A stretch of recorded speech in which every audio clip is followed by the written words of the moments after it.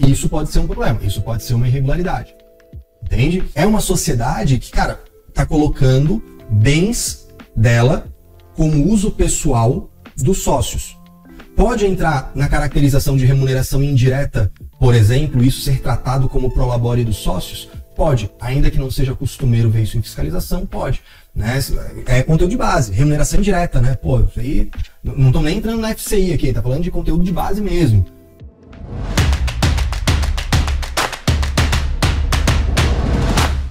Juliana mandou aqui. Cliente nos perguntou sobre uma estrutura de negócio da seguinte forma: desmembramento de uma área rural de 35 mil metros quadrados, integralização dessa área no capital social de uma empresa.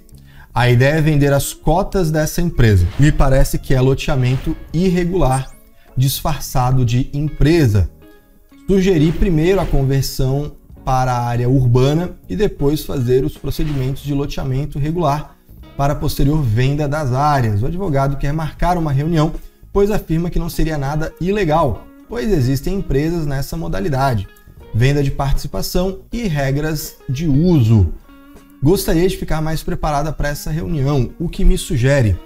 Legal, Juliana, olha só, realmente a princípio não tem nada de legal, tá? Vamos lá.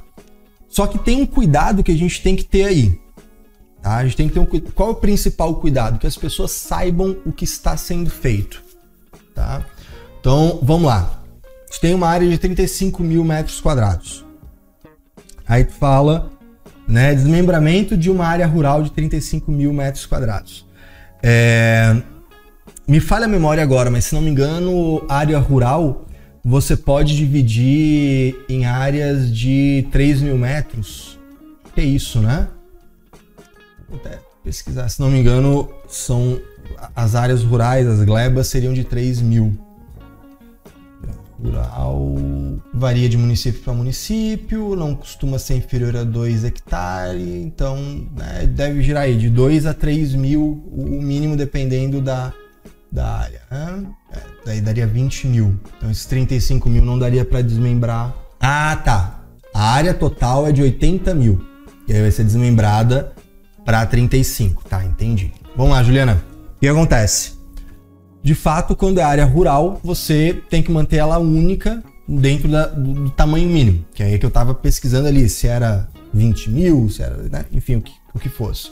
Vai depender do município. Então já tá respondido a essa questão. Portanto, eu não consigo dividir isso em menos, né? Vou ter beleza, tem uma única área de 35, porque de repente o município lá não autoriza menos do que isso. Pode ser o caso. Eu posso integralizar isso numa sociedade? Posso. Então, isso não é ilegal. Essa sociedade, ela pode ter uma atividade que explora essa área?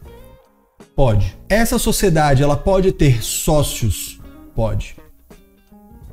Essa sociedade pode destinar esse imóvel para uso dos seus sócios? Pode também. Então, teoricamente, não tem nada ilegal aí. Tá? A gente tem que ter esse cuidado né, que você falou assim, que me parece que é loteamento irregular disfarçado de empresa. Né? Então, aí vem a questão. O que vai ser feito com essa área de 35 mil metros quadrados? Eles vão dividir com casinhas, passando ali... não é rua o nome que vai dar, né? Mas é como se fosse ali uma área ali que está pavimentada, etc. Eles vão fazer como se fosse um loteamento para cada um ter ali a sua casinha. É isso? Beleza. Isso pode ser feito? Pode. Só que o sócio, ele tem que saber que ele é sócio. Ele não está adquirindo um imóvel. Na ficha de bens e direitos, ele terá cotas. Que aí sim, beleza, eu posso ter um acordo de sócios definindo que o sócio X poderá usufruir daquela instalação da empresa. Mas o imóvel é da empresa. Ele não pode vender o imóvel, no máximo ele vai poder vender as cotas para um sócio terceiro ingressar na sociedade com ele se retirando. E como é uma sociedade de capital fechado, não se pode fazer oferta pública desses valores imobiliários, dessas cotas. porque senão a CVM vai entrar no radar da CVM isso aí. Então, qual que é o problema? É quando é vendido como, é oferecido como venda de imóvel e na verdade é sociedade.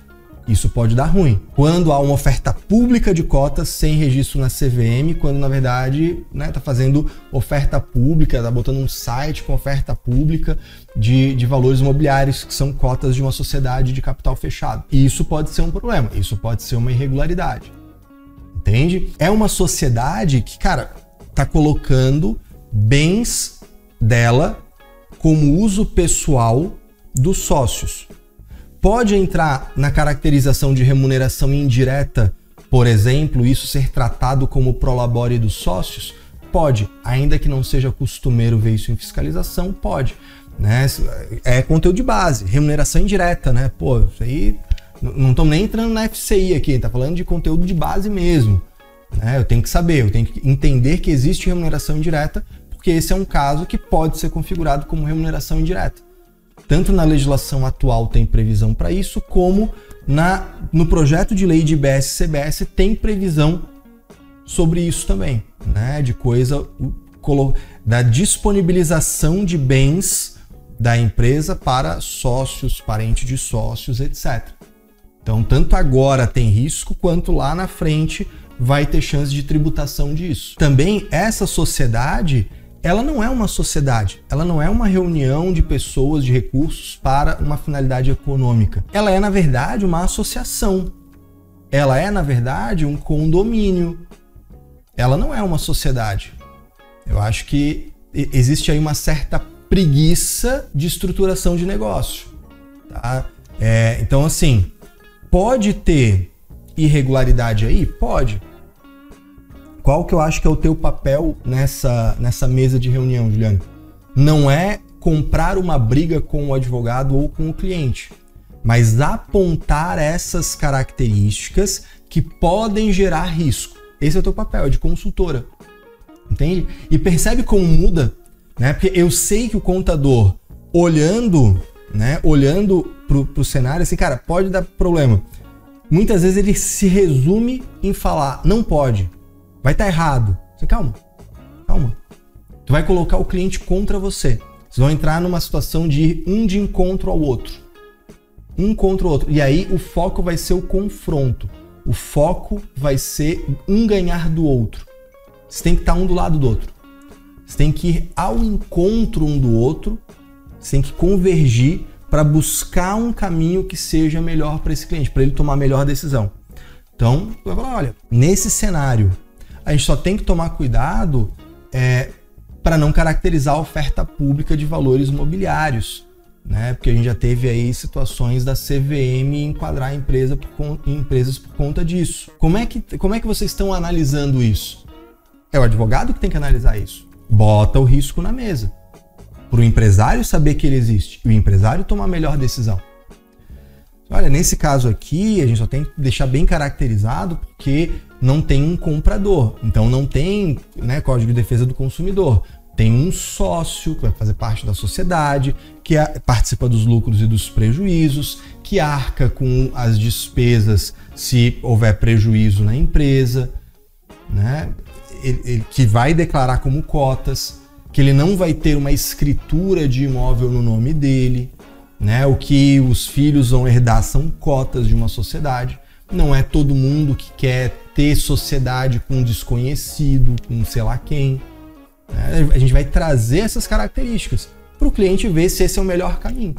Né? Falar da remuneração indireta, falar... Né? Se você está estudando a reforma tributária, você já deve ter visto lá o IBS-CBS, leva isso para a mesa também, só a partir de 2027, com o IBS-CBS, já com carga efetiva de tributação, 2026 com carga de teste. Isso aqui, ó, vai enquadrar nesse dispositivo do PLP 68. A gente tem que saber disso. A gente tem que estar por dentro dessa parada para, por exemplo, nisso é mais um elemento. Mas olha, se é ilegal ou legal, é papel do advogado falar. Mas eu, como contador, eu tô vendo esses reflexos contábeis, tributários, que eu acho que é importante levar em consideração para tomar a melhor decisão. Beleza? Boa reunião lá, Juliana. Vai ser maneiro.